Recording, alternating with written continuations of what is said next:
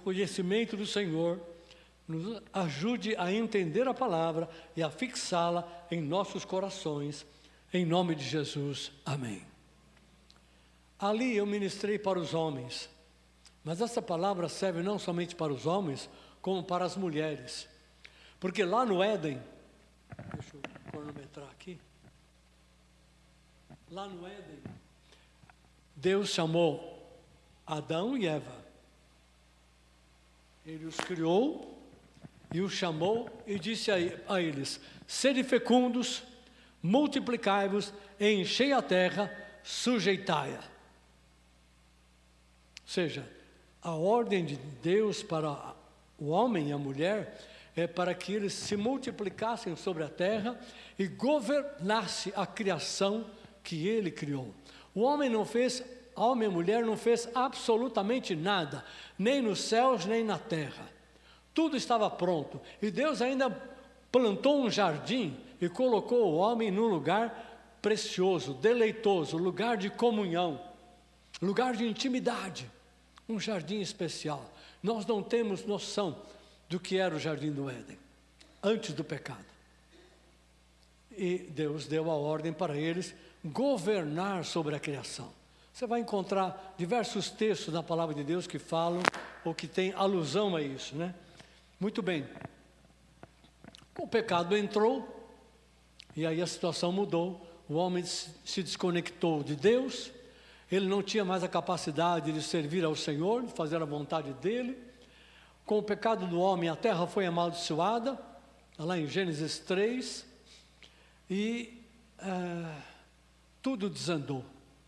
Mas Deus falou, deu uma palavra para a serpente, Satanás, e disse: da descendência da mulher haverá um que vai pisar a tua cabeça, e você vai ferir o calcanhar dele, do descendente. E Deus também falou para que o homem governasse sobre a mulher, no sentido de cuidar dela, protegê-la, no sentido de amparar, porque Eva foi enganada pelo diabo. Isso Deus não queria que se repetisse. Então, o homem tem uma ascendência de governo, né? Não de dominar, no sentido de dizer o que ela faz, o que ela não faz, o que veste, o que não veste, aonde vai, aonde não vai. Isso é tolice. O governo do homem é um governo em amor, para proteger, para amparar, para guardar. É isso. Espiritualmente e no sentido natural também, né? Muito bem. Em Gênesis 18, versículo 19, depois de passar por Noé, Deus deu um grande passo no sentido de trazer um descendente da mulher para fazer a redenção sobre o pecado. E Deus tem um chamado muito particular sobre Abraão. Nós vamos ler aqui agora Gênesis 18, versículo 19, na versão King James atualizada. Tatiana vai nos ajudar. Vou eu, pastor. Abraão será o pai de uma nação grande e poderosa, e por intermédio dele todas as nações serão abençoadas. Porquanto eu o escolhi para que instrua seus filhos e todos os seus descendentes acerca de conservarem-se no caminho do Senhor, praticando o que é justo e direito, a fim de que o Senhor faça vir sobre Abraão tudo o que lhe tem prometido. Amém. Não foi a Tatiana, foi o Geiel, pastor Geiel, que leu para nós. Muito obrigado. Esse texto é a raiz da obra de Deus aqui na terra. Por quê? Porque a partir de Abraão, Deus levanta uma nação, nação de Israel. E a partir de Abraão, Deus levanta um descendente dele, que é Cristo, e que anunciaria o reino de Deus sobre a terra e traria a obra da salvação, redenção sobre o pecado. E é o que nós estamos celebrando hoje, né? Através da celebração da ceia. Tem sido muito bom. Mas vamos olhar um pouquinho para esse texto. Deus estava próximo de destruir a cidade de Sodoma e Gomorra e outras cidades próximas, porque elas tinham ultrapassado todas as linhas vermelhas que Deus tinha colocado para o homem viver aqui na terra. Não tinha mais jeito, não tinha mais volta. E como Deus estava próximo de fazer isso, o Senhor disse, para que Abraão não fique com uma ideia errada, de que o Senhor é injusto, é arbitrário, é prepotente, eu vou compartilhar com ele aquilo que eu estou para fazer. Se você ler o texto lá, da continuidade, você vai ver isso. Mas o motivo pelo qual Deus compartilhou com Abraão, ele diz nesse versículo 19. Esse é um verso que você precisa memorizar. Um verso muito importante que precisa ficar na sua mente. Não pode esquecer. E aí o Senhor está dizendo, eu vou, como Abraão se tornará uma grande e poderosa nação, e a descendência dele vai encher a terra, vai abençoar a terra, e ele vai, na versão Almeida Revista Atualizada, ele vai ordenar a sua casa. Ordenar a sua casa é comandar, é conduzir com intencionalidade, a partir de um propósito. E aí na versão King James diz, ele vai conduzir, né, ou vai conservar, conduzir no sentido de conservar seus filhos e a sua descendência no caminho do Senhor, na justiça e na retidão, ou no direito, né? Para que o Senhor faça vir sobre Abraão a bênção que ele tem prometido. Então, em outras palavras, Abraão e Sara tinham a função de formar os seus filhos, filho ou filhos, tanto faz, né, e a sua descendência, mostrando para eles quem é o Senhor, qual é o caminho de Deus, para que eles aprendessem e andassem nesse caminho, e mantivessem uma vida de justiça e de retidão, ou de santidade, ou de pureza, essa é a versão do Novo Testamento. O Novo Testamento fala exatamente isso. Para que a descendência de Abraão andasse nos mesmos caminhos que Abraão, o pai ou o avô, estava andando. E ao fazer isso, Deus enviaria a sua bênção sobre Abraão, ou seja, sobre os seus filhos, sobre os seus netos, bisnetos, e aí por diante. Por quê? Porque eles estavam guardando o caminho do Senhor, conservando a fé, conservando a pureza, a justiça e a santidade. É isso que Deus colocou diante de Abraão. Porque ele vai fazer isso, eu vou mostrar para ele quem é o Senhor, como o Senhor lida com a justiça e como ele julga as nações. É o segundo, né? Porque o primeiro foi com Noé, mas é de uma forma mais íntima, né? Então, é importantíssimo a gente entender isso. Vou acrescentar mais duas coisas a respeito de Abraão, que é muito comum quando a gente pensa, né? Ou lê algum texto sobre Abraão, a gente lembra logo a respeito da fé de Abraão. Nós somos descendentes de Abraão porque exercemos fé. Jesus é o descendente que fez a obra final, mas quando nós cremos em Cristo, sem as obras, sem nenhuma obra, né? sem nenhum esforço para alcançar a salvação, nós estamos imitando a fé de Abraão, que ouviu a palavra, ouviu o desafio, a proposta e creu. E foi justificado pela sua fé. É o caso de quando ele aceitou sacrificar Isaque. Não tem nenhuma palavra que ele discutiu, que ele tentou uma outra via, nada. Ele ouviu e obedeceu, e foi em frente. E o livro de Hebreus diz que ele fez isso porque ele tinha a confiança de que mesmo das cinzas daquele sacrifício, Deus podia ressuscitar um novo Isaac. Está lá em Hebreus, capítulo 11, falando a respeito de Abraão. Muito bem. Então, assim foi. E há um texto em Romanos, capítulo 8, Geel pode ler para nós, que fala a respeito da fé de Abraão. Vamos lá. Romanos 4,16. Essa é a razão por que provém da fé, para que seja segundo a graça, a fim de que seja firme a promessa para toda a descendência, não somente ao que está no regime da lei, mas também ao que é da fé que teve Abraão, porque Abraão é o pai de todos nós. Obrigado. Não é 8, é capítulo 4, 16. Então, para que seja firme a promessa sobre aqueles que estão debaixo da lei, ou aqueles que estão fora da lei, né, no sentido de estar debaixo da graça, sem a lei de Deus. Então, nós nos lembramos da fé que Abraão teve e como ele exerceu essa fé. Mas não foi apenas a fé. Não é apenas a fé que caracteriza a vida de Abraão. Também obras. No capítulo 8, né?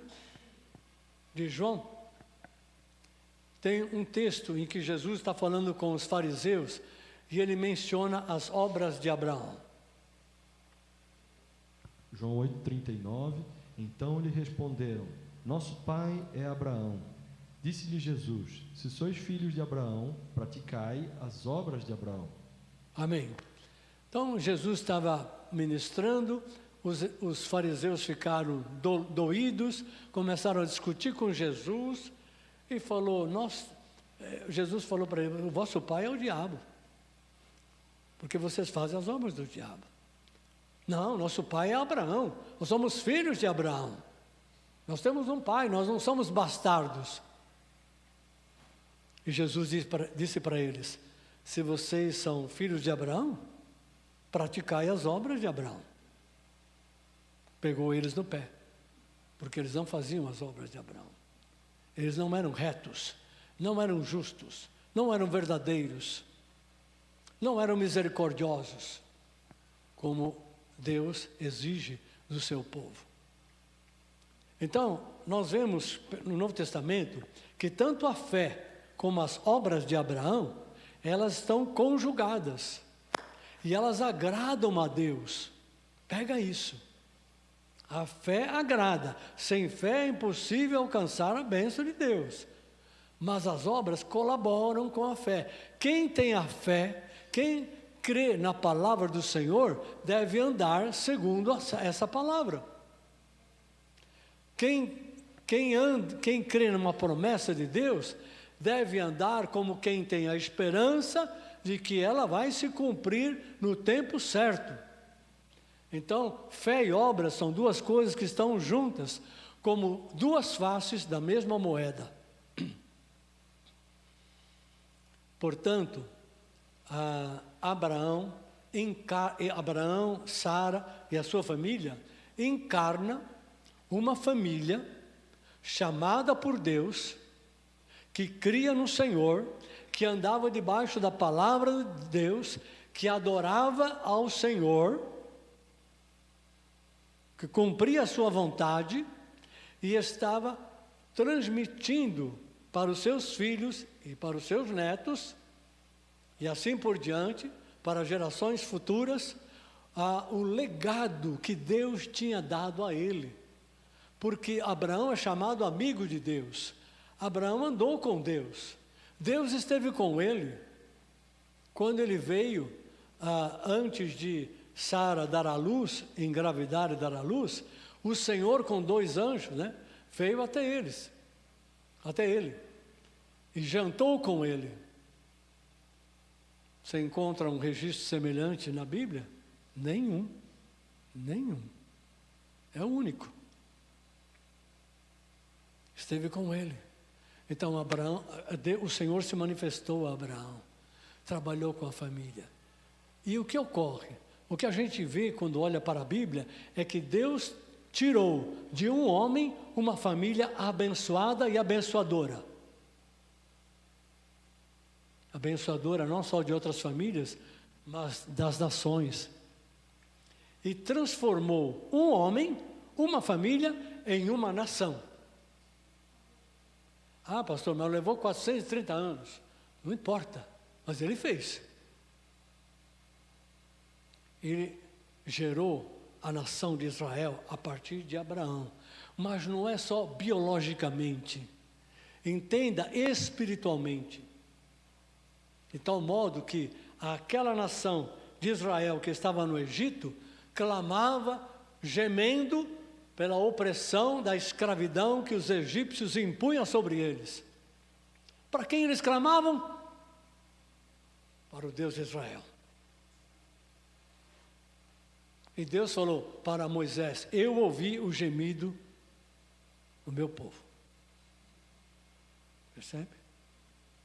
Então, a partir de Abraão, uma família se formou com uma potência enorme para abençoar as famílias da terra. E a partir dessa família, uma nação foi levantada. Quer outro exemplo? A família de Jacó era uma família abençoada. Tinha os seus problemas? Tinha. Tanto da parte dos pais como da parte dos filhos. Essa é a parte humana, que precisa ser corrigida, acertada, né? etc, etc. Mas dali saiu para se tornar o governador do Egito. Percebe? Governador do Egito. Daniel saiu dos cativos para mandar, para governar, entre aspas, a Babilônia. Se você ler o livro de Daniel, você vai ver lá que o rei Nabucodonosor foi colocado num estreito, num canto tão forte, que ele mandou fazer um decreto para, por um determinado tempo, não orar para Deus nenhum, a não ser o Deus dos céus e da terra, que é o Deus de Daniel. Percebe como é sério o negócio?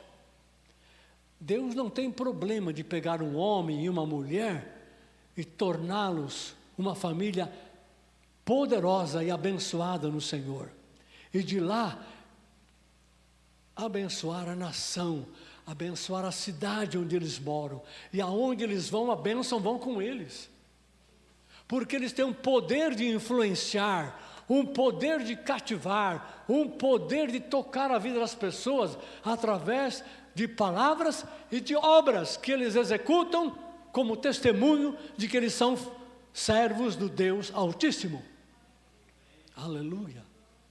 É isso.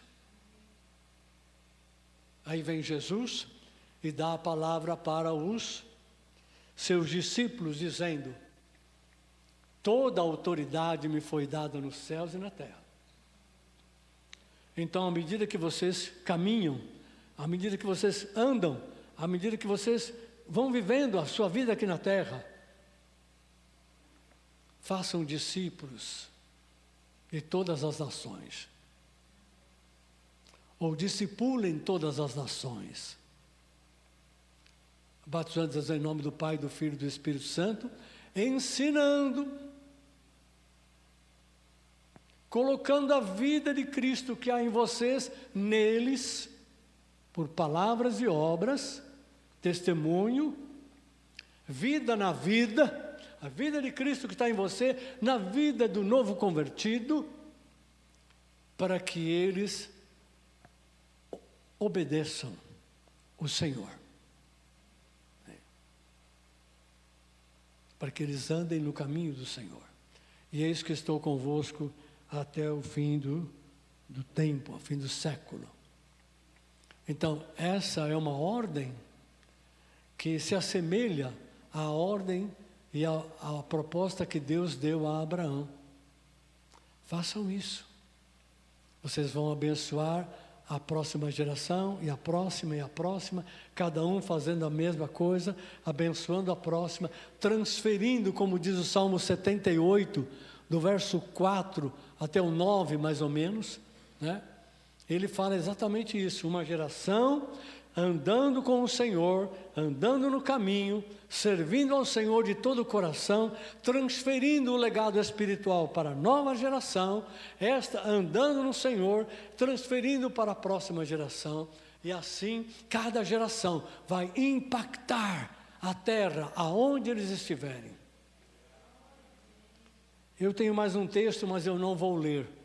O texto do Salmo 127, é isso?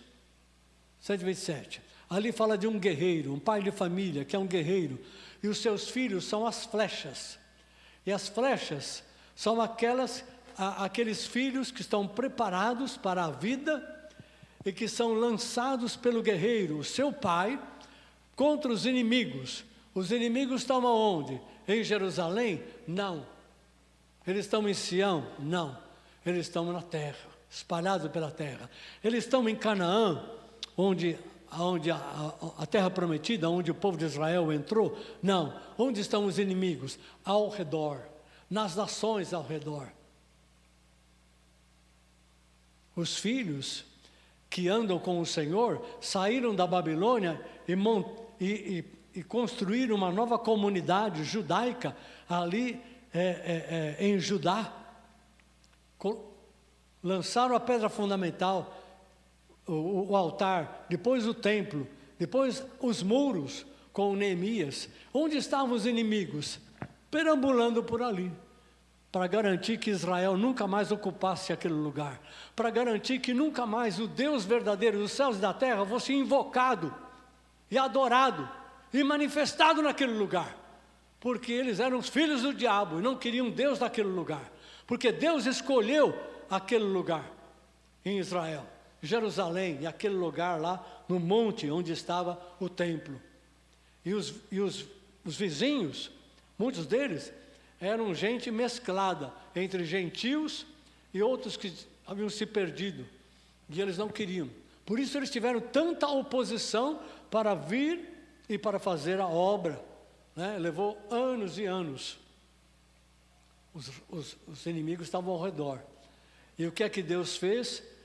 Fez com que os líderes, incluindo Esdras, Neemias e os líderes que estavam com eles, levassem aquela nova comunidade, aquela nova geração que havia nascido lá. Muitos haviam nascido lá na Babilônia, porque ficaram 70 anos lá.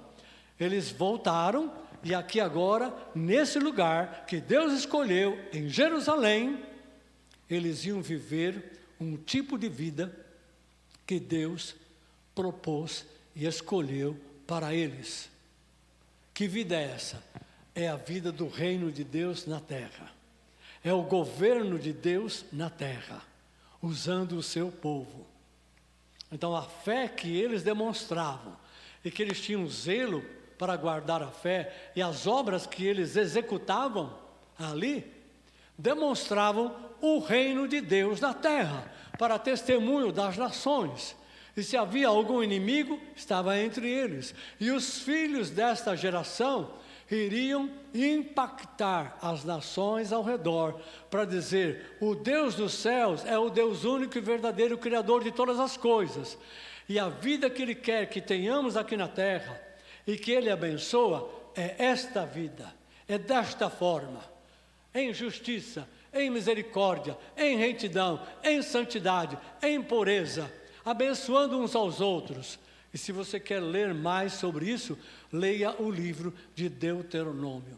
Deuteronômio contém todas as prescrições e orientações para a vida de Israel aqui na terra. Eu estou falando sério. Leia o livro de Deuteronômio se você não leu. Se leu, lê de novo.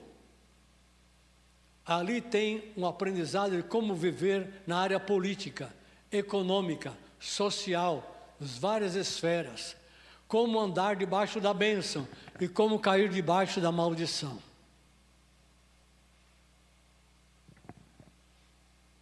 Como fazer isso? Impressionante. O livro de Deuteronômio, para mim, é o Efésios do Novo Testamento. Mesma coisa. Mesma coisa.